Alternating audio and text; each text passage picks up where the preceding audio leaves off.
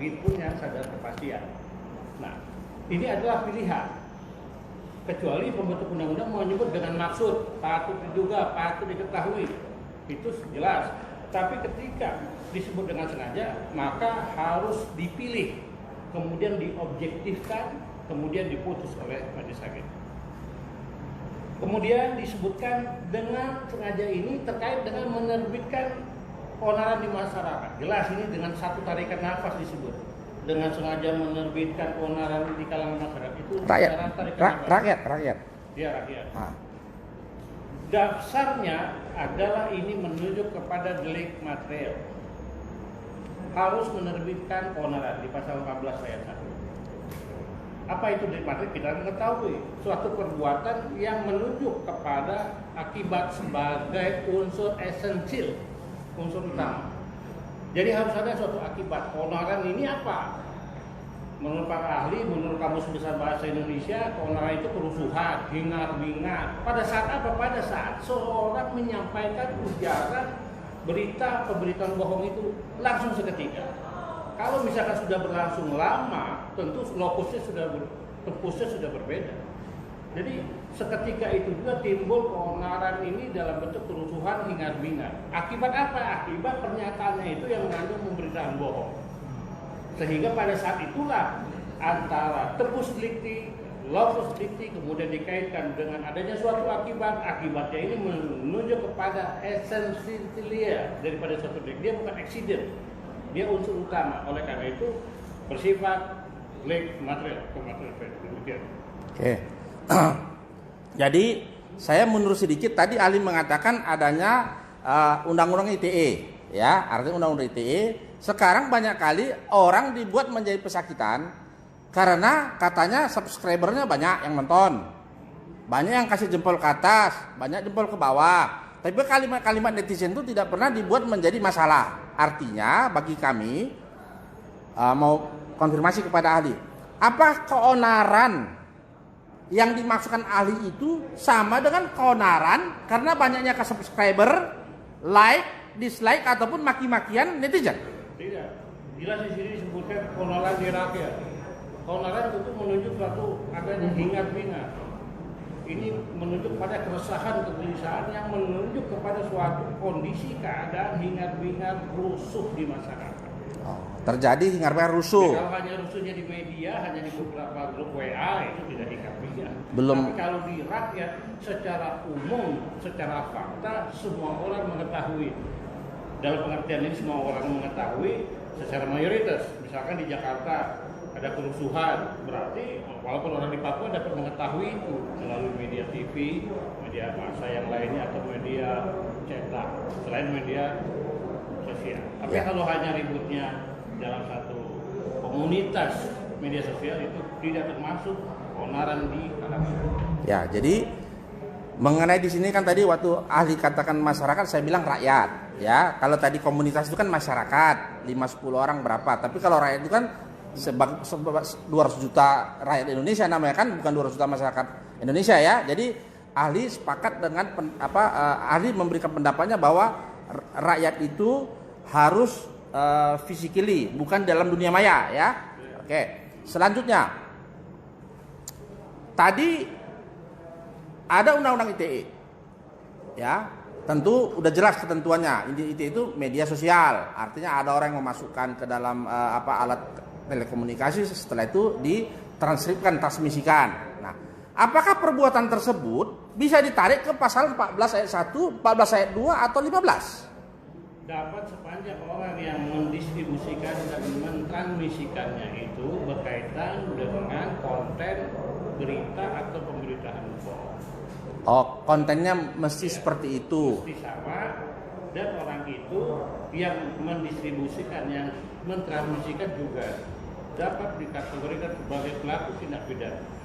Karena setiap orang yang membuat dapat diaksesnya suatu konten informasi elektronik, dia mengupload, kemudian dia mentransmisikan kepada salah satu pihak atau mendistribusikannya ke beberapa grup WA, ke beberapa orang. Orang itu walaupun bukan dia yang menyatakan berita bohong, maka orang itu juga dapat dikenakan undang-undang ITE. Ya, artinya kan undang-undang ITE-nya mesti dituntut juga kan gitu. Nah, ini undang-undang ITE tidak dimasukkan, hanya undang-undang 146. Tahun 2016 ITE tidak termasuk dalam suatu dakwaan ataupun suatu penetapan tersangka. Itu bagaimana menurut ahli? Menurut ahli itu adalah salah penerapan hukum. Salah penerapan hukum ya. Oke. Selanjutnya ahli. Ahli kan pernah dengar namanya Negara Kesatuan Republik Indonesia. Ya, dalam sistem hukum kita, Negara Kesatuan Republik Indonesia itu negara atau penyebutan bentuk negara? Ya, sebenarnya ini bukan keahlian saya, itu keahlian daripada tata negara. Tata negara. Tapi kita tahu bahwa penyebutan kesatuan itu adalah bentuk daripada satu negara. Selain negara kerajaan, itu adalah bentuk, bisa bentuk federal, bisa bentuk kerajaan, dinasti, bisa republik. Republik Kesatuan adalah sama kaitannya dalam republik yang bersifat kan federal, itu hanya bentuknya saja. Oke. Apakah dalam hukum pidana ada ketentuan tidak boleh orang berpikir, tidak boleh orang berpendapat Negara Kesatuan Republik Indonesia diganti dengan Negara Nusantara? Ada nggak ketentuan seperti itu dalam sistem hukum kita? Dalam hal ini tentu harus dilihat pemaknaan bahasa, tentu harus dihadirkan ahli bahasa. Ahli bahasa ya. Ahli melihat dalam konten suatu perbuatan yang mengganti nomenklatur dalam kepentingan, katakan ahli sebagai akademisi, sebagai peneliti menciptakan suatu nomenklatur itu sah-sah saja dalam kepentingan untuk penelitian, dalam kepentingan untuk diskusi, seminar, bisa aja. Oke. Boleh saja sepanjang itu dapat dipertanggungjawabkan dan tidak ada delik khusus yang mengatur itu. Ini lari sedikit tapi berkaitan ahli. Ini kan pasal 14 ayat 1, ini kan ya penjaranya setinggi-tingginya 10 tahun. Sementara 14 ayat 2, 3 tahun. Pasal 15 itu setinggi-tingginya 2 tahun. Tapi seringkali, kan saya banyak ngurusin yang begini juga, sengaja ditaruh pasal 14 ayat 1 supaya bisa ditahan. Karena di atas 5 tahun. Padahal nanti terbuktinya pasal yang lain. Nah, ini bagaimana sistem hukum ataupun perlakuan dari penyidikan, penuntutan terhadap model seperti ini? Menurut ahli bagaimana? Ya, seharusnya ini menurut pendapat ahli. Pasal 14 ayat 1 dan pasal 14 ayat 2 maupun pasal 15 masing-masingnya tidak berdiri sendiri. Pasal 14 ayat 2 dia terhubung dengan pasal 14 ayat 1. Ketika seseorang menyebarkan suatu pemberitahuan di sini tentu adalah pemberitahuan bohong. Bukan dari dia, tetapi ada seseorang yang melakukan perbuatan yang pertama kali menimbulkan pemberitahuan bohong. Berarti di sini dapat ahli katakan ada tindak pidana asal, predicate crime. Predicate crime-nya menuntut seseorang yang pertama kali menyampaikan pemberitahuan bohong itu. Kemudian ada seseorang yang ikut menyebarkan berita bohong. Seharusnya dia dapat menduga ini adalah berita bohong, tapi ikut disebarkan. Berarti ada 2 orang. Dua orang ini harus diproses. Tidak mungkin yang hanya turut menyebarkan berita bohong, tetapi yang pertama kali menyebarkan yang punya inisiatif tidak diproses. Begitupun di pasal 15. Kabar angin dengan kemajuan teknologi, apalagi disebarkan melalui media sosial, pasti dapat ditelusuri, di-tracing siapa yang melakukan. Pertama kali berita tidak lengkap, tidak pasti, berkelebihan itu, dialah yang harus pula dimintai pertanggungjawaban pidana karena ada kesalahan. Orang yang turut menyebarkan juga harus diproses, walaupun ini bukan delik serta masing-masing diri sendiri, tapi terkait dan terhubung. Begitu. Ya, jadi ini memberikan pemahaman kepada kami sebagai pengacara ini ahli. Jadi rupanya kata orang Medan, pasal 1 itu berbeda bendanya dengan pasal 2 ayat 1 ayat 2 berbeda bendanya, objeknya. Begitu juga pasal 15. Jadi ada, ini bukan saya, kawan saya. Dia itu dalam persidangan dakwaannya sama isinya. Tempus, lokus, nama semua nggak ada bedanya. Hanya bedanya nanti di ujung, di dalam dakwaan tuh. Ternyata berperbuatannya sesuai dengan pasal 14 ayat 1. Nanti alternatif kedua sesuai dengan kedua habis itu tapi sama semua perbuatannya. Saya bukan mau nanya ke sini. Pertanyaan saya kepada ahli, apakah orang hukum itu tidak bisa membedakan ini perbuatan yang mana di antara tiga ini kan berbeda? Bagaimana dulu sekolah hukum itu, ya ahli kan sampai sekarang masih memberikan pengajaran kan gitu. Ini kan semester berapa saya nggak tahu kalau yang begini untuk mengenali ini kemana larinya. Tolong ahli jelaskan. Lazim dalam praktek dan tentu berdasarkan azas prinsip bahwa dalam tahap pendidikan maupun dalam tahap penuntutan oleh jaksa penuntut umum dengan adanya surat dakwaan, apakah bentuknya kumulatif, alternatif, subsidiaritas dakwaan itu harus diuraikan unsur-unsurnya. Unsur dalam pasal 14 ayat 1 berbeda dengan unsur 14 ayat 2, begitu pun dengan pasal 15. Jadi unsur-unsur itu harus dibuktikan di persidangan. Secara umum dalam tindak pidana ada dua unsur, objektif perbuatan aktus reus dan subjektif honor element. Apa itu? Ya kesalahan itu dalam hal apa dibuktikannya? Kesalahan adalah kata lain untuk dapat dipidana seseorang dalam perspektif hukum pidana. Menunjuk dalam hal apa teknisnya? Ya kesengajaan. Apakah offset, dolus, atau dalam bentuk culpa, kelalaian. Semua ini harus dibuktikan dan dihubungkan. Apalagi dalam hal delik material, karena ada akibat, maka harus dikonkretkan hubungan kausalitas perubahan antara perbuatan dan akibat. Kenapa? Karena ini satu rangkaian untuk dapat dimintakan pertanggungjawaban pidana kepada seseorang tersebut. Harus. Walaupun perbuatannya satu, tetapi didakwa dengan beberapa pasal. Tetapi pasal yang satu dengan yang lain kan berbeda. Pasal 14 jelas di sini menerbitkan. Ya. Pasal 14 ayat 1 disebut dengan sengaja, ayat 2-nya tidak disebut dengan sengaja. Itu berbeda. Apalagi dengan sengaja tadi Ali sudah bilang harus dipilih, diobjektifkan dan dikonkretkan. Tidak bisa dengan sengaja ini digambarkan secara bias. Semua ahli mengatakan seperti itu. Silahkan dicek literatur atau referensi yang berbicara tentang hal ini. Oke, ini makin menarik ahli. Jadi pada saat seseorang melaporkan perbuatan seseorang di kantor polisi, itu kan ketentuannya ada pelapornya, ada barang buktinya, dan ada mesti bawa saksi kan? Alat bukti. Ya alat bukti tentu barang-barang. Habis itu mesti bawa saksi kalau tidak salah. Kalau nggak ada saksi biasanya disuruh pulang, kecuali ya yang OTT tangkap tangan. Jadi ada suatu persidangan yang lapor disebutkan si A.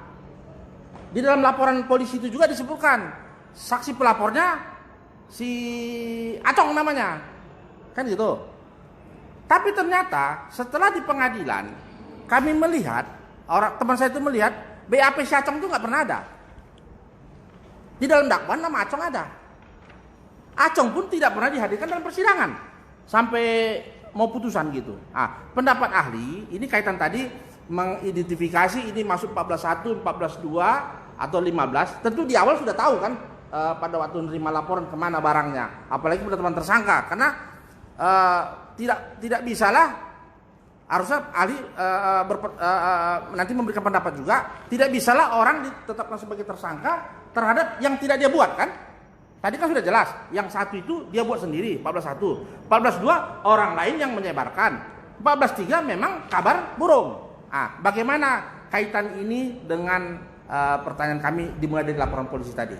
Mohon Ali. Secara proses Oslo, seseorang yang melaporkan itu harus di BAP dan harus dimajukan ke persidangan. Itu proses standarnya dan itu sudah lazim dalam praktek.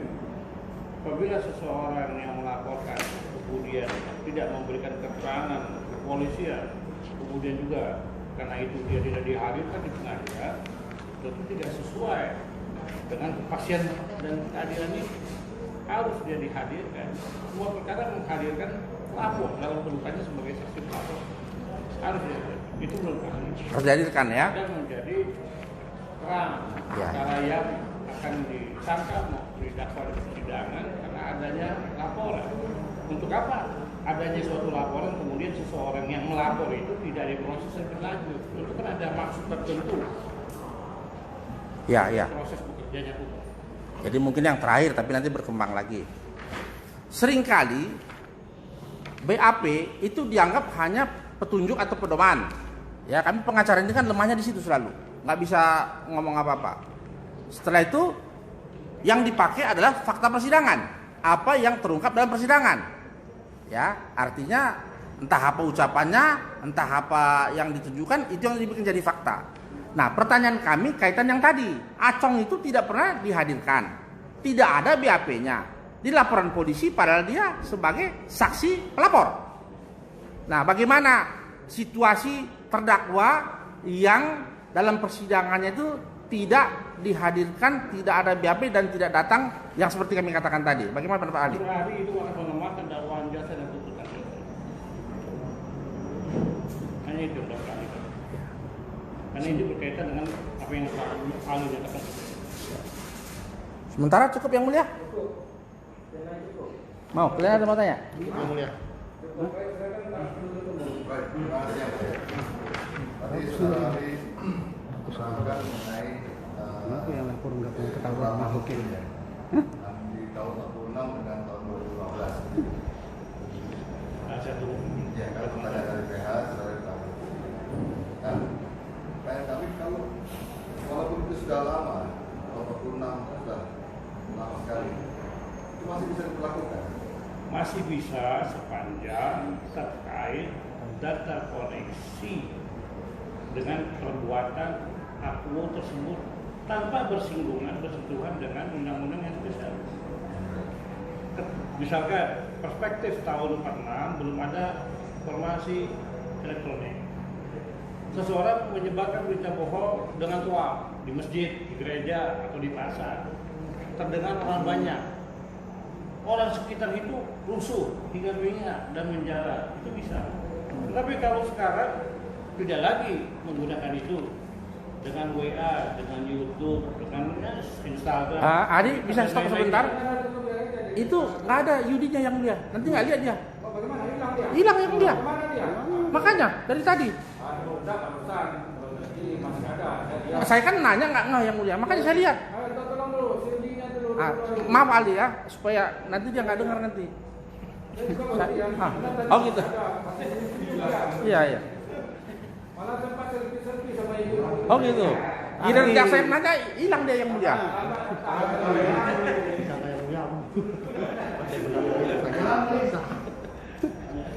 Hilang dia.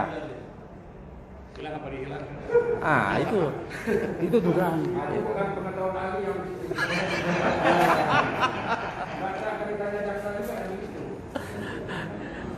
Itu Pak Sigit yang tahu itu. Kenapa terputus? Iya kan? Kamu nggak perhatikan? Perhatikan. Tadi Ada tadi. ini memang kalau kita lagi nanti diterapkan sama dia. Oh silakan yang mulia. Kalau nanti Baik, siap. saya jelaskan. Ya, silakan. Kalau sekarang tentu penyiaran, delik penyiaran ya, terkait dengan ini. Pemberitahuan itu disampaikan dengan media sosial. Dengan segala bentuknya. Tentu yang digunakan adalah undang-undang yang berbicara tentang penyebarluasan berita melalui sistem informasi elektronik. Berarti ini Undang-Undang 146 tetap berlaku karena dia norma umum. Ada norma khusus Undang-Undang ITE. Norma khusus Undang-Undang ITE tidak dapat melepaskan diri dari norma umum. Norma umumnya apa? Norma umumnya adalah pemberitaan bohong, tetapi disiarkan melalui sistem informasi elektronik. Yang digunakan adalah Undang-Undang ITE, tetapi mengacu kepada pemberitahuan bohong, adanya keonaran. Jadi bedakan antara norma umum dan norma khusus. Yang digunakan adalah ITE untuk mendakwa, untuk menuntutnya. Jadi tergantung juga bentuk perbuatannya begitu. Ya tergantung perbuatannya. Misal Pasal menyiarkan. Ya. Katakanlah menyiarkan. Ya. Menyiarkan bisa dengan bisa Ya. juga dengan WA, Ya. bisa juga dengan berbicara, talking begitu kan. Ya. Nah, itu bisa ya.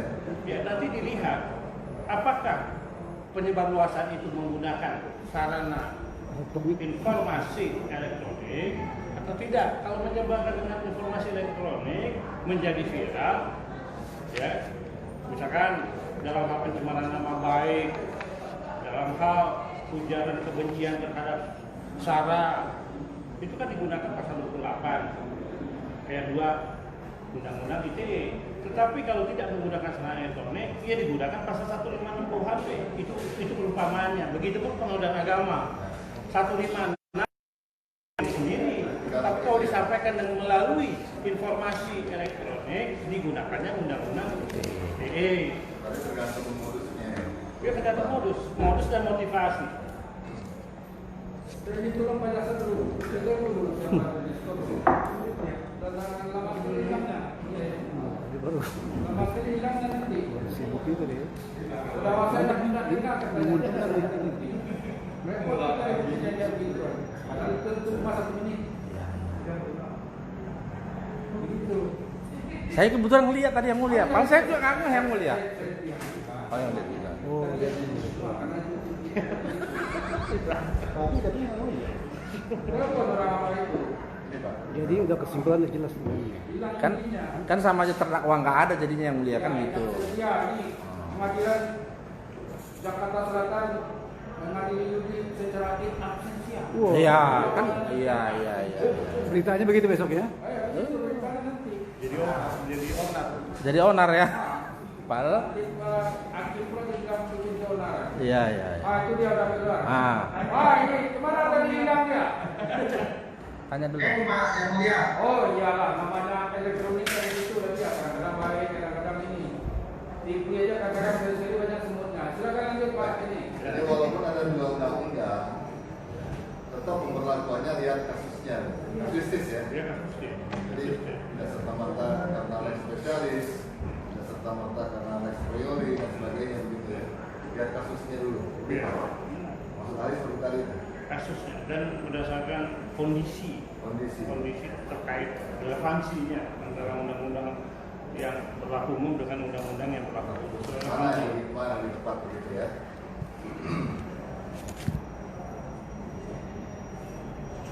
Nah, kemudian tadi saudara ahli akan menerangkan dalam ilustrasi itu seandainya dalam konteks penelitian penggantian suatu nomenklatur itu tidak apa-apa gitu.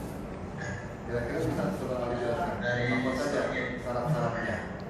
Maksudnya koridornya? Ya, tentu pertama harus mengacu kepada metodologi riset. Kedua, tentu dibangun berdasarkan landasan teoritis. Contoh, disertasi saya menggunakan ideologi transnasional Syiah Iran. Tidak ada nomenklatur Syiah Iran. Saya menciptakan sendiri nomenklatur Syiah Iran. Contoh kedua, RUU haluan ideologi Pancasila. Ideologi Pancasila tidak memiliki ideologi. Yang ada falsafah, potensal, atau sebagai dasar filsafat negara, atau sebagai norma dasar, runau. Tidak dikenal ideologi Pancasila itu sebagai ideologi negara. Nah, itu dibenarkan. Padahal walaupun salah, tetapi maksud saya dalam konteks penelitian ini kan bisa normatif, bisa empiris, bisa non-doktrinal, bisa doktrinal. Sesuai dengan metodologi yang dibangun, dikaitkan dengan teori, seseorang boleh menciptakan manfaat. Sepanjang itu penelitian yang sah. Ya, sah di sini tentu bukan sah di mata hukum. Sesuai dengan kaidah-kaidah keilmuan, sesuai dengan metodologi dan kepentingannya. Oleh karena itu, bagaimana tadi ahli sampaikan, ada batasan-batasan ilmiah yang mengatakan bahwa penelitian itu ilmiah atau tidak. Karena logika yang dibangun ada logiko, hipotitiko, verifikatif. Sebenarnya penelitian itu berdasarkan logika, kemudian dihipotesiskan, kemudian diverifikasi. Nah, itu semua ada standar metodologinya, ada pendekatan-pendekatan filsafat ilmu di situ, ada aksiologi yang ada itu terkait dengan ini teori-teori yang dibangun selain ontologinya. Jadi semuanya itu satu kesatuan. Maaf ya.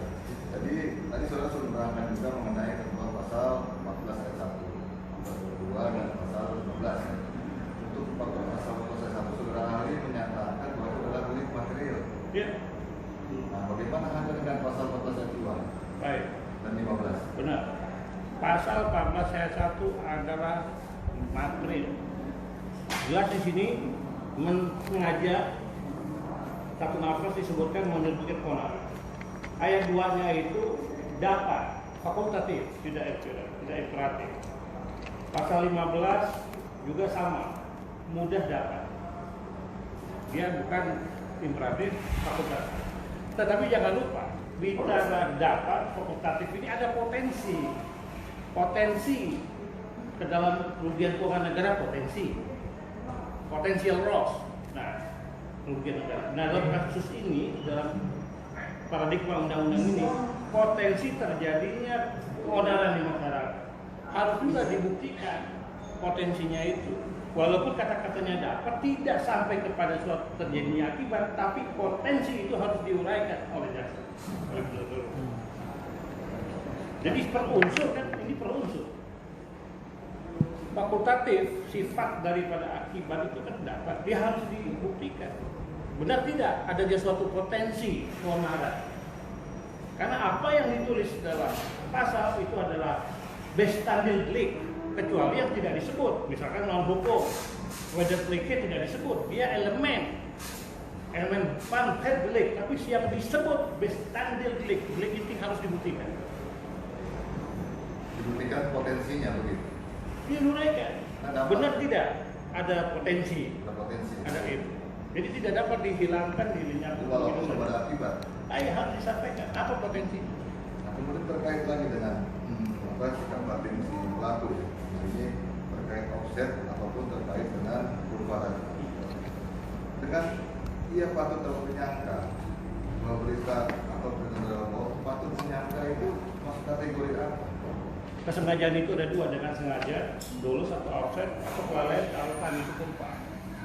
Patut diketahui, patut diduga itu adalah kulpa. Tapi kalau dengan sengaja itu adalah dolus atau offset, sehingga ancaman hukumannya pasti lebih berat. Pasal 14 ayat 1 ini dengan sengaja, maka dia lebih besar, lebih tinggi. Ayat 2 lebih rendah, pasal 15 juga lebih rendah, karena dia kulpa. Tetapi untuk memberlakukan pasal 14 ayat 2 harus diproses juga pelaku pada pasal 14 ayat 1. Begitupun pasal 15. Tidak mungkin dalam era milenium sekarang seseorang mendapatkan berita itu katakan tambah angin yang tidak lengkap, tidak pasti, berlebihan tanpa diketahui sumber asalnya. Contoh pada kasus Buniani, karena saya sebagai ahlinya. Begitupun pada saat persidangan Basuki Cahayapurnama. Sumber aslinya kan bukan dari Buniani, dari media NKRI. Kemudian terjadi kegaduhan, jadi keonaran, terjadi kegemparan di masyarakat. Sehingga pada saat pengadilan di Bandung diketahui pertama kali yang menyebarluaskan, yang menguploadkan itu adalah media NKRI yang bersumber juga dari situs Pemprov DKI. Terlepas polemik Buniani dipidana, tapi dengan kemajuan teknologi dapat diketahui. Jadi kalau hanya seseorang yang hanya menyebarluaskan kabar angin, berita tidak lengkap, tidak pasti, berkelebihan, dia dipidana, tetapi sumber utamanya tidak dipidana, tentu tidak adil. Walaupun tidak ada media player di sini, tidak ada terus serta, tapi orang itu juga harus diproses. Jadi kami masih bermengerti dengan ahli. Di antara ayat 1 dan ayat 2, apakah mutlak harus ada dua pelaku? Apakah bisa satu pelaku melakukan dua-duanya? Bukan dua pelaku pada saat yang bersamaan dalam pengertian tentang seseorang menyebarluaskan, menyiarkan berita bohong. Anggaplah Dia tahu dari mana berita bohong ini, padahal dia patut berduga. Katakanlah A, dia pasal 14 ayat 1, dan B, dia pasal 14 ayat 2, begitu maksud ahli. Ya harus. Atau apakah bisa? Kalau yang ayat 1 orang itu langsung dia pembuat awal, dia pembuat delik pertama yang menyebarkan berita bohong. ada orang lain mendapatkan berita itu, entah dia dapat dari orang yang bersangkutan atau dari yang lainnya, tapi dia ikut menyebarluaskan. Berarti berita itu bukan dari inisiatif dia hanya menyebarluaskan, tapi dia sampai patut menduga berita itu bohong. Nah, dua orang ini harus diproses. Kedua orang ini harus diproses. Saya ada 2 orang. Ya harus sedapat mungkin harus diproses. Artinya dalam 2 ayat berbeda ini ada masing-masing pelaku. Ya, saya analogikan, saya kasih contoh. Tidak pidana pencucian uang, tidak berdiri sendiri. Harus ada tidak pidana asalnya korupsi sebagai predikat berat. Tidak pidana korupsi yang menimbulkan satu akibat kerugian negara dan adanya transaksi yang mencurigakan kemudian masuk dalam sistem pencucian uang. Tidak pidana asalnya korupsi. Predikat berat. Ini yang saya istilahkan adalah predikat berat. Contoh, penyalahgunaan agama. Penyalahgunaan agama menimbulkan penodaan agama. Penodaan agama tidak berdiri sendiri. Kenapa terjadi penodaan agama? Karena penyalahgunaan tafsir. Berarti ada 2 tindak pidana. Penyalahgunaan berupa tafsir yang sesat kemudian menimbulkan penodaan. Penodaan bisa datang dari siapa saja, padahal yang menyalahgunakan, yang menafsirkan adalah orang yang berbeda. Dua-duanya harus dipidana.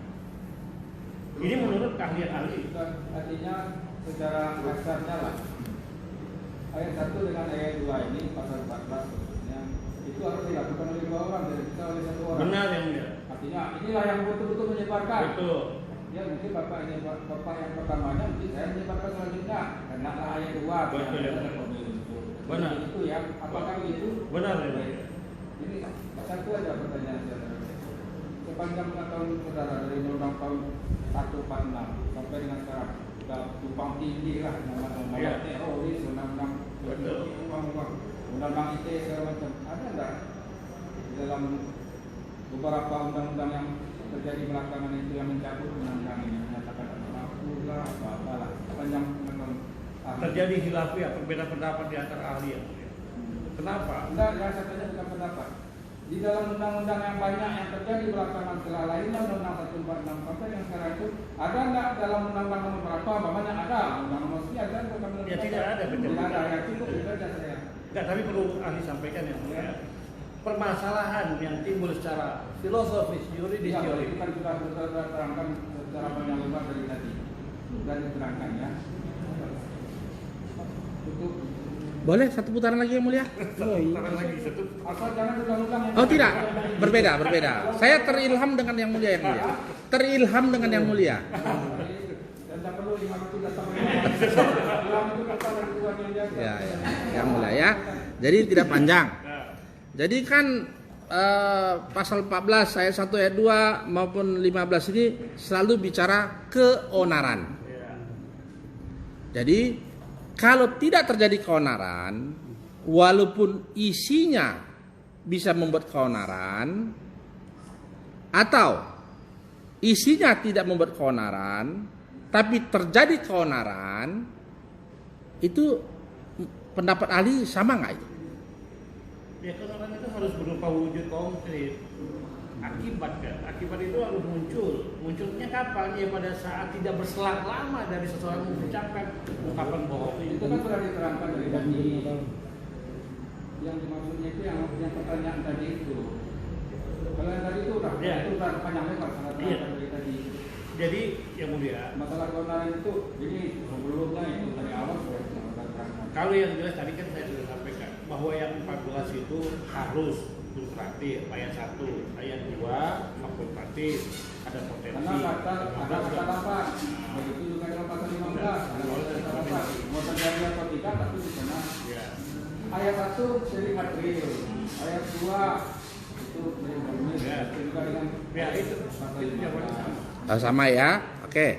Jadi ayat 1 itu material, 2 formil, asal sudah berbuat saja sudah pasti kena ya, sesuai dengan penilaian. Nah, pertanyaan kami melanjutkan yang tadi, di sini kan ada dikatakan menyiarkan berita atau pemberitaan bohong atau mengeluarkan pemberitahuan yang dapat mengeluarkan pemberitahan atau berkelebihan menambah-nambahi, namanya orang Medan bilang kan gitu. Nah, ya kalau yang 1 tadi harus terjadi keonaran baru bisa kena. Tadi kita sudah berbicara mengenai 1 dan 2, 3 itu berbeda. 1 dia pelaku tunggal, kedua dia melanjutkan punya orang yang satu, ya kan? Nomor 5 juga begitu. Nah, bagaimana ahli bisa memberikan pemahaman kepada kami, ya, terhadap ada seorang anak manusia yang tadi kami sudah sebutkan tadi, dia mengumpulkan orang berdasarkan hasil kajiannya.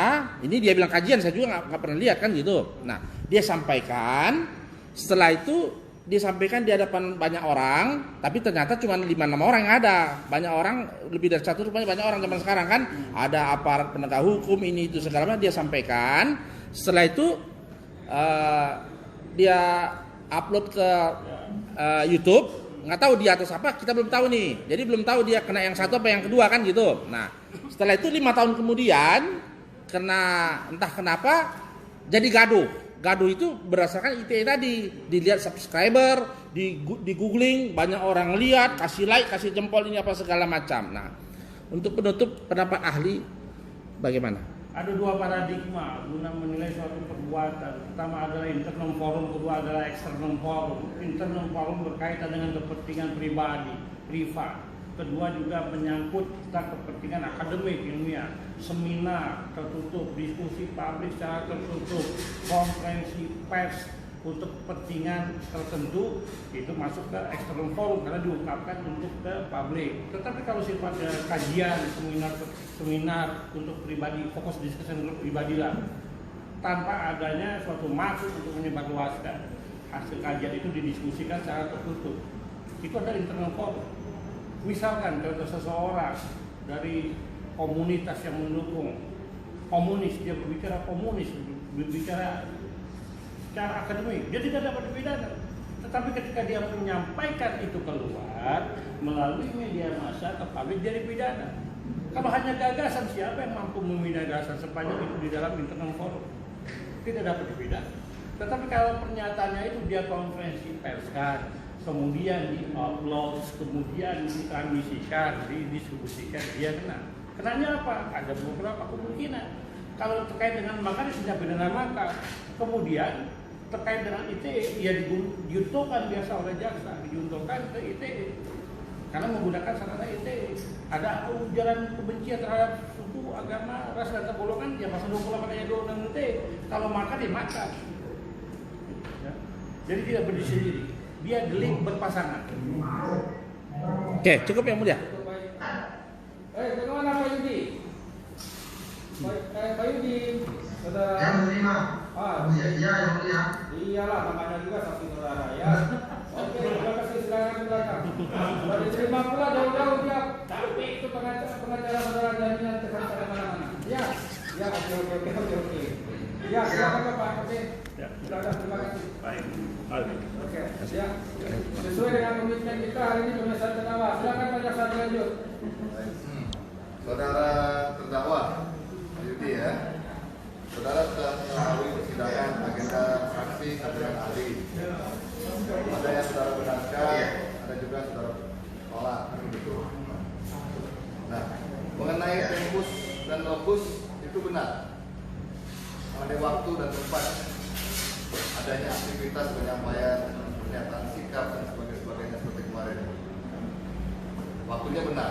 Ya benar. Waktu 2015, kemudian tempatnya benar di Bekas Cafe. Tempatnya benar. Waktunya saya lupa ya. Berapa lama 2015 ya. Kemudian dari uraian-uraian yang pernah diterangkan di persidangan itu, mengapa saudara bisa melakukan suatu uraian, suatu pernyataan demikian? Apa maksudnya saudara? Jadi ini Pak Jaksa, untuk melakukan penelitian dari kelompok-kelompok yang ingin merdeka atau separatis itu tidak mudah seperti kita menghubungi ke rumah-rumah atau objek-objek penelitian biasa, karena sangat steril sekali. Kemudian kita menggunakan cara supaya mendapat simpati bagi kelompok tersebut. Baik. Makanya kemudian kita membuat sebuah pernyataan sikap. Nantinya hasil itu akan kita kaji, kemudian akan menjadi sebuah desain namanya desain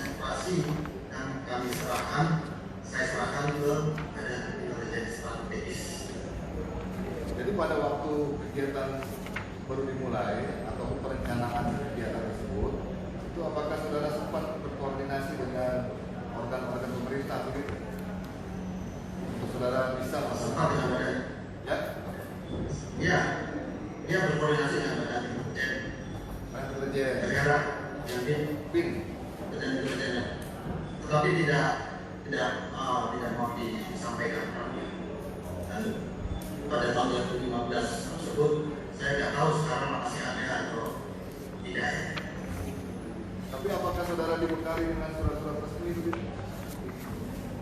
Untuk melakukan? Tidak ada, kita kan saya sebagai peneliti sih, bukan sebagai agen kedinasan intelijen. Sebagai ya modal kita yang paling utama adalah undang-undang kebebasan menyampaikan pendapat, tapi untuk satu misi. Jadi saudara, Jadi kita tidak kan, jadi saudara peneliti berdiri sendiri begitu? ya. Ya, cuma hanya berkoordinasi saja. Nah, Kemudian kemudian itu tetapi dengan koordinasi ataupun hasilnya kita ya. Nah kemudian mengapa sampai saudara juga buatkan bendera dan sebagainya itu? Tujuannya apa? Kan hanya kalau menyampaikan, oke. Hasil kajian saudara, negara begini, gitu kan? Nah, mengapa saudara juga buatkan juga ada bendera apa itu? Di belakang saudara Itu sebenarnya bendera itu ya. Ya, bukan bendera itu asal ada simbol aja ya. simbol-simbol. Tidak kalau kaitan ada filosofinya atau segala macam. Itu hanya sebagai pelengkap aja, sebagai pelengkap instrumen tadi. Sebagai pelengkap saja. Jadi bukan bendera itu. Iya. Bukan bendera negara Nusantara. Oh, Bukan bendera negara Nusantara, bukan. bukan lambang sepatu Northstar itu yang bukannya. Nama suatu Northstar gitu. Iya. Itulah jawaban dia. Simbol negara adalah sendiri. Nah, kemudian saudara sudah melakukan penelitian, saudara melakukan pengkajian. Memang di situ ada juga sekilas ya, ada fasisme di situ, ada totaliter, otoriter, kemudian total, ada sebagainya lah gitu ya. Maksud ada kondisi negara yang membusuk. Nah, itu apakah dari mana saudara bisa menyimpulkan begitu? Ada keadaan seperti itu. Apa itu kan istilah-istilah akademis sebetulnya ya, kayak fasisme, totaliter kita mengambil.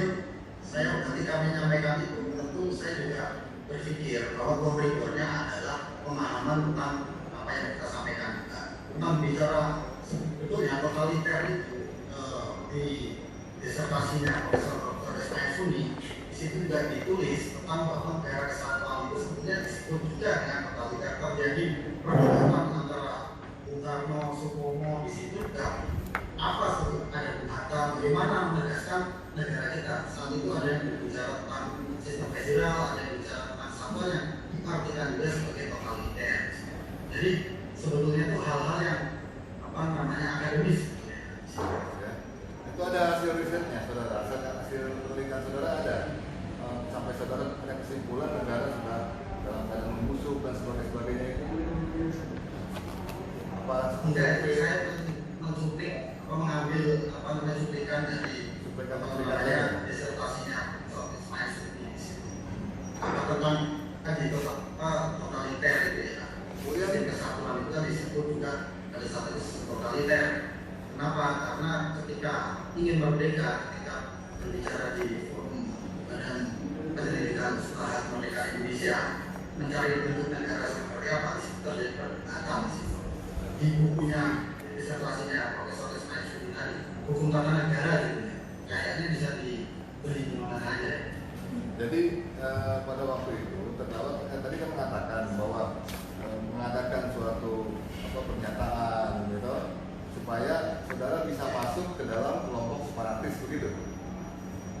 Saudara tadi apa? Iya. Susah masuk. Gimana? Agak sulit masuk begitu. OPM khususnya. OPM. Pokoknya nggak bisa kalau ya tidak ada pertanyaan. Karena bukan hanya kelompok separatis yang di Indonesia saja, tapi juga organisasi-organisasi yang di luar negeri juga yang membackup seperti apa. Itu kan perlu metode sendiri. Apakah setelah Bukan hanya marah, tapi aktivis menyatakan seperti itu, kemudian menimbulkan satu kepercayaan. Jadi bukan dalam konteks penyamaran ya, terdakwa ya, bukan dalam konteks penyamaran bukan ya, bukan. Tapi supaya saudara mendapatkan saudara mendapatkan simpati dari pihak mereka gitu, supaya bisa ketemu. Jadi Betul. Ya. terakhir ya, Ya. terakhir saudara ada pernah berpengalaman organisasi? Terakhir apa organisasi? Banyak. Jaki itu apa? Terakhir jadi jaringan aktivis manusia internasional itu konsepnya adalah internasionalisasi Pancasila. Apa khususnya kemanusiaan yang adil dan beradab sila dua. Apakah kegiatan yang tadi dilakukan itu ada kaitannya dengan organisasi Jaki? Bukan. Ya, apakah Tapi hasil konstruksi dialektika perjalanannya itu memang secara alami kemudian mendorong kita untuk internasionalisasikan nilai Pancasila. cukup yang mulia? Perjalanan begini. Oke, baik. Cukup yang mulia. Ya, Yudi, dengar? Baik. Udah dipecah belum? Ya, sehat. Sehat ya. Jadi ada beberapa yang ingin kami tanyakan dalam persidangan ini karena kami kan jadi pengacara di pengadilan. Waktu di P22 maupun waktu tersangka dan penyidikan kami tidak ikut. Nah, jadi kami mau mundur sedikit. Masih ingat ya kira-kira? Kapan saksi kapan terdakwa ditetapkan sebagai tersangka? Saya lupa dipanggil tanggal 29, kemudian di BAP malamnya itu tanggal 30 ya. Nggak tahu saya berapa. Tanggal 30 ya, jadi tersangka ya. Saya lupa. Seperti tanggal 29. Tanggal 29 jadi tersangka. Pernah terima SPDP? Iya, setelah pemeriksaan. Pernah terdakwa menerima SPDP? Pernah setelah masuk, kemudian setelah ke bawah ya, setelah ditahan, saya menerima SPDP. Setelah ditahan terima SPDP? Bukan sewaktu masih di rumah terima SPDP? Bukan, waktu ditahan dipanggil pun, kemudian tanda tangan SPDP. Di sini kami lihat SPDP-nya tanggal 26 ini kalau nggak salah ini SPDP-nya. 26 apa 23 ya? Bentar. Ya, SPDP-nya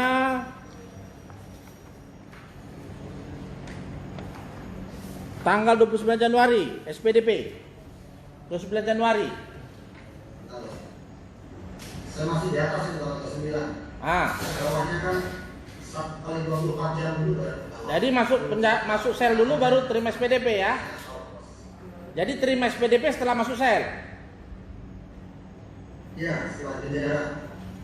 Oke. Masih ingat siapa yang melaporkan terdakwa? Melaporkan yang ada di persidangan itu yang saya tahu itu, tapi tahunya juga di persidangan. Oh, namanya siapa ini namanya itu? Hengki Saputra ya? Hengki Saputra. Oke. Tahu juga bahwa waktu melapor di dalam LP model B, nama dan alamat saksi-saksi, Acong Latif, umur, pekerjaan, wira swasta, agama, tidak diketahui, alamat, gedung, venue dan seterusnya. Pernah lihat Acong dalam persidangan? Acong Latif? Tidak pernah. Tidak pernah ya? Tidak pernah ya? Oke. Apakah kalau saya baca dakwaan, nggak tahu terdakwa baca nggak dakwaan? Dalam dakwaan ada juga nama Acong. Lihat nggak di dalam dakwaan ada nama Acong? Ada ya?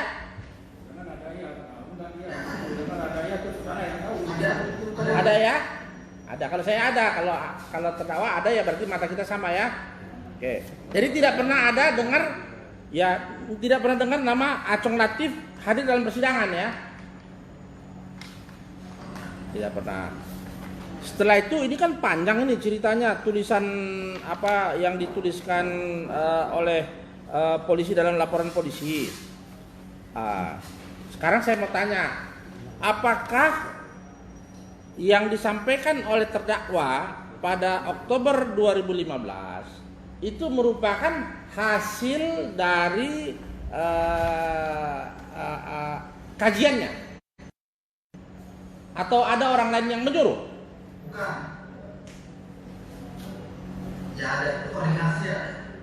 Minta ya. Apakah apakah terdakwa pernah mengantarkan atau menyerahkan kajian tersebut? Ya saya nggak usah sebut lah namanya, nanti bocor kan, kepada yang menentukan di Republik ini? Pernah ya? Pernah. Kalau saya tunjukkan tanda terimanya, masih ingat? Pernah. Coba minta dulu. Oke, pernah ya? Oke, selanjutnya kan pasal 14 ini katanya begini, apakah terdakwa tahu barang siapa dengan menyiarkan berita atau pemberitaan bohong? Nah, bagian daripada yang terdakwa sampaikan itu mana pemberitaan bohongnya? Tahu? Ada yang bohong nggak yang disampaikan? Tidak ada ya? Bohong saya. Tidak ada yang bohong ya? Oke. Tidak ada. Terus sengaja supaya rakyat Indonesia onar. Ada niatnya begitu? Waktu Tidak ada. tidak ada. Saya juga tidak menyiapkan itu. Tadi 2015 memang ada saya upload di YouTube kalangan sendiri lah itu untuk penelitian tersebut. Tapi 2020 tidak ada yang menyiapkan. Saya tidak tahu. Sebentar ya, Bapak ini selesai. Tiba-tiba Bapak ini, halo terdakwa. Sebentar. Sebentar, ini ada panggilan yang Lebih utama. utama. Ya, kita call dulu sidangnya. Kedengaran kan di sana itu?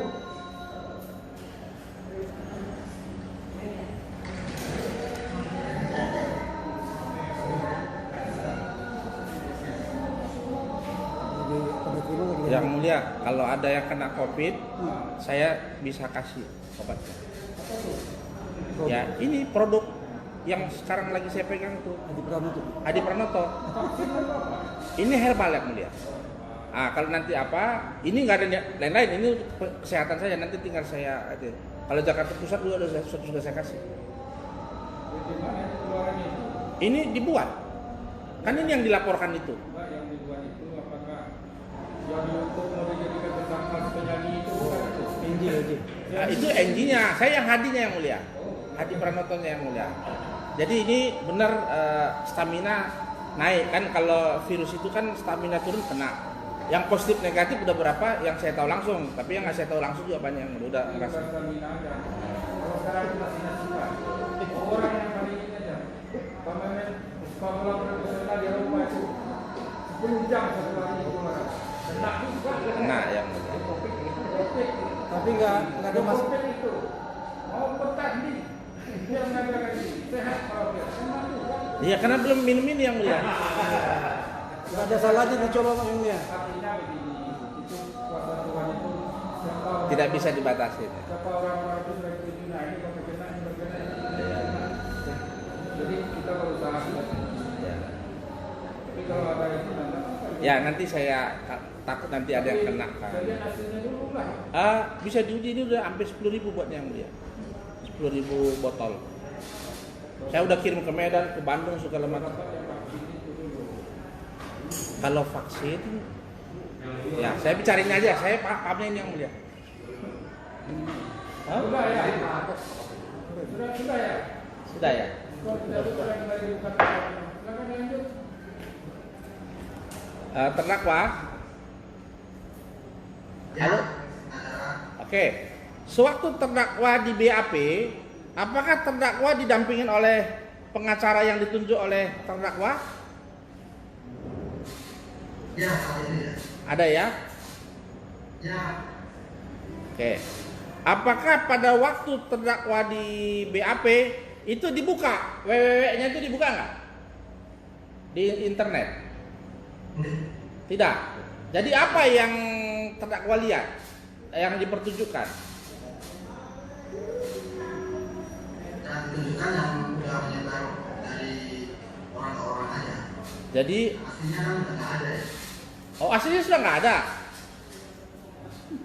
Udah nggak ada, udah dihapus. Oh, sudah nggak ada ya. Jadi terdakwa tidak pernah dalam BAP maupun sampai dengan hari ini melihat YouTube itu lagi ya. Oke. Apakah ya ini apakah artinya nanya. Sewaktu dimasukkan ke YouTube itu dibuat yang boleh lihat hanya orang tertentu. Apakah semua orang boleh lihat? Nggak semua orang yang boleh lihat, tertentu aja. Tertentu saja yang boleh lihat ya. Artinya yang berkawan, berteman ataupun diizinkan oleh terdakwa baru bisa lihat ya. Oke. Saya nggak dalamin ke sana lagi. Apakah yang terdakwa diucapkan itu sama dengan yang disebutkan dalam dakwaan? Kata per kata. Saya lupa waktu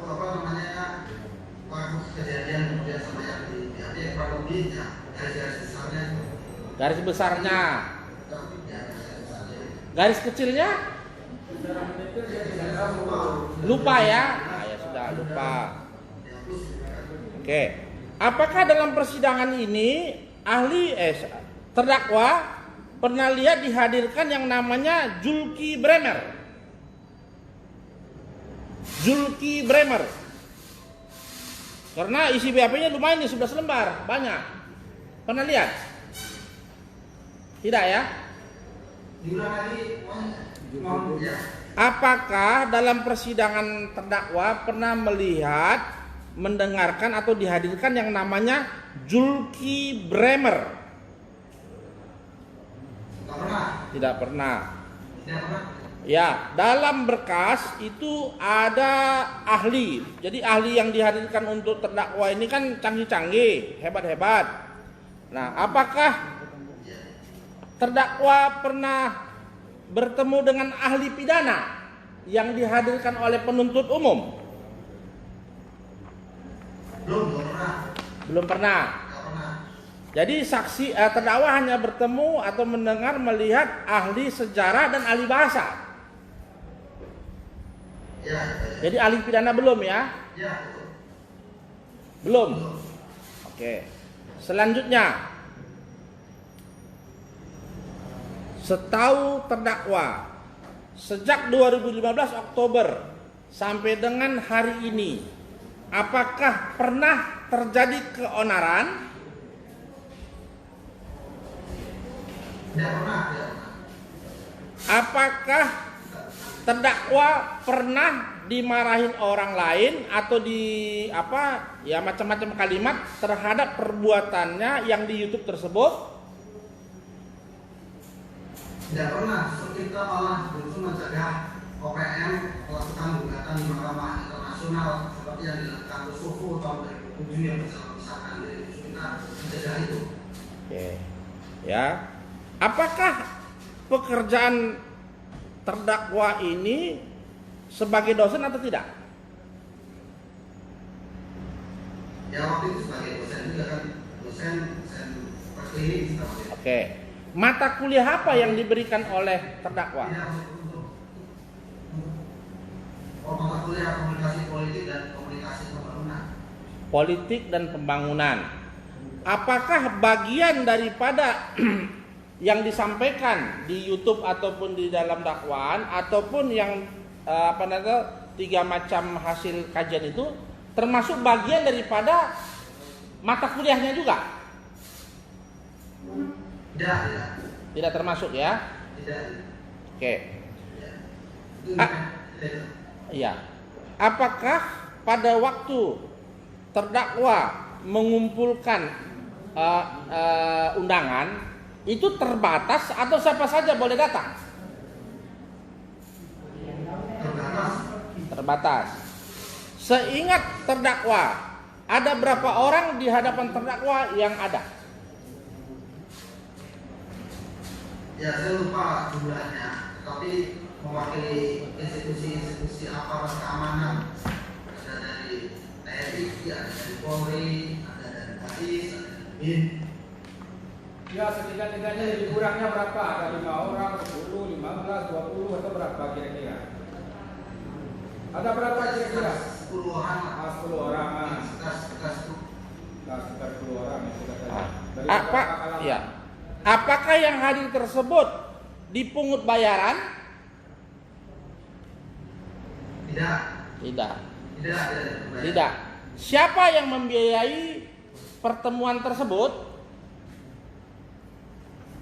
Dia sendiri. Ya sendiri. Oke, terakhir, apakah terdakwa bisa menjelaskan dalam persidangan apa maksud dan tujuan dari penyampaian tersebut?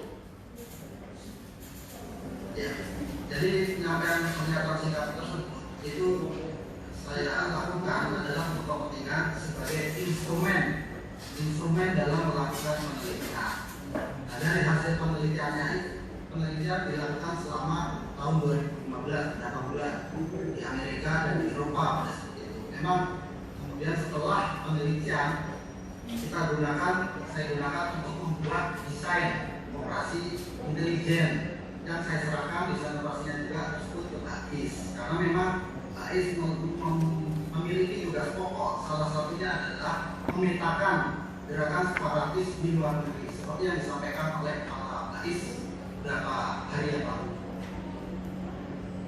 Cukup yang mulia. Yang lain ada? Cukup. Ya baik. Jadi pemirsa saudara selesai ya. Kita ada di sini atau berapa lama? Hari Senin yang mulia. Hah? Senin besok ini? Iya. Jadi tidak sampai minggu. Ya. Tuntutan. Tuntutan. Jadi pemirsa saudara selesai ya. Tuntutan pada jaksa hari Senin. Yang mulia.